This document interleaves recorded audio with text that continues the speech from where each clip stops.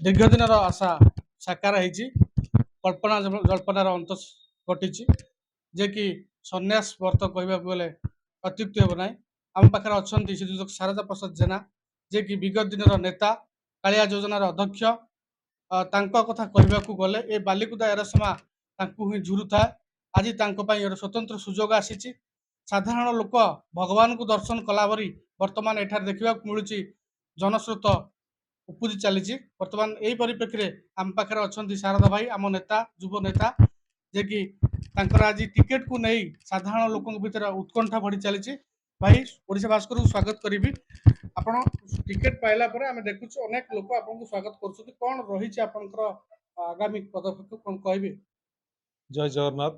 मु प्रथमे ओडिशा भास्कर समस्त टीम की मो तरफ कृतज्ञता ज्ञापन करुच्ची। ता सहित मोर प्रिय नेता 4.5 कोटी ओडियांकर परिचय विजु जनता दल सभापति भारत वर्षर लोकप्रिय मुख्यमंत्री सम्मान्य नवीन पट्टनायक एवं आम दलर मार्गदर्शक सम्मान्य भिके पांडियान सर, संगठन संपादक प्रणव प्रकाश दास एवं आम जिलार पर्यवेक्षक सम्मान्य अरुण कुमार साहू, आमर बड़ भाई नेता सम्मान्य रघुनंदन दास तथा मोर बड़ भाई अति प्रिय प्रशांत कुमार मुदुली, ता सहित विजु जनता दलर समस्त कर्मकर्ता समस्त जनसाधारण बालिकुदा एरसमा पाखे मु कृतज्ञता ज्ञापन करने सहित माननीय मुख्यमंत्री ए बालिकुदा एरसमावासी सेवा करने मते जो सुजोग प्रदान कर निश्चिंत भाव में मुझे चिर ऋणी कृतज्ञ।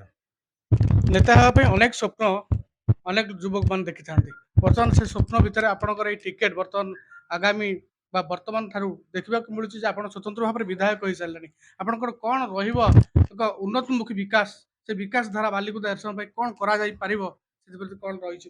शुणु, मु विधायक नुहे किंतु सबु बेले मु जड़े सेवक रूपे रहा चाहे, कारण सेवार मु विश्वास करे। आम मुख्यमंत्री उक्ति, मुख्यमंत्री जहाँ निर्देश जे सेवाई राजनीतिक उत्तम माध्यम या विचार करी मु राजनीति पाद देछि एवं 30 वर्षर परिश्रम 30 वर्षर चेष्टा रे रही।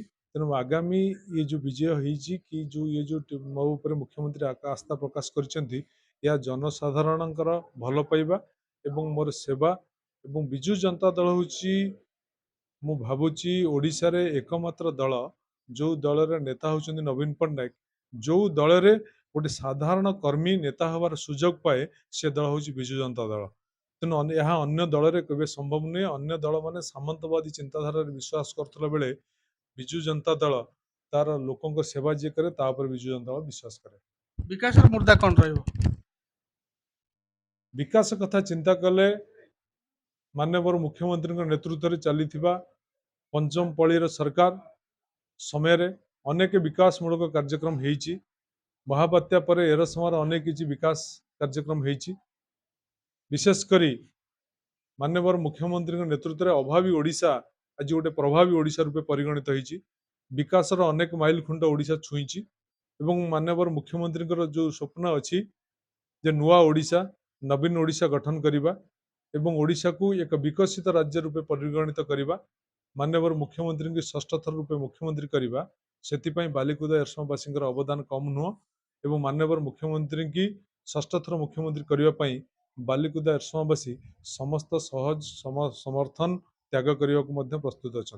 किसी क्षेत्र देखा मिलूँ विधायक होगा पर एक कॉरिडोर सृष्टि होची जहाँकि विधायक क्षमता को यूटिलाइज कर अलग लोक से साधारण जनता किसी क्षोभ रही।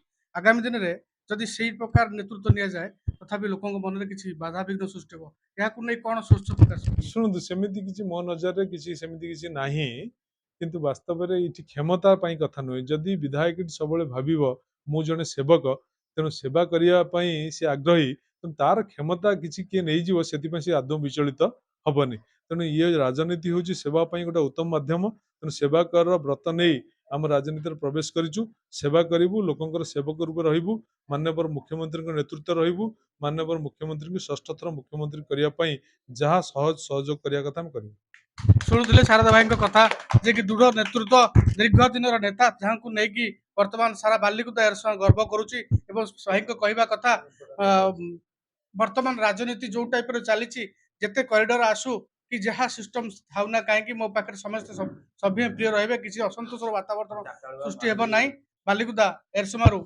सुशांत कुमार रिपोर्ट ओडिशा भास्कर।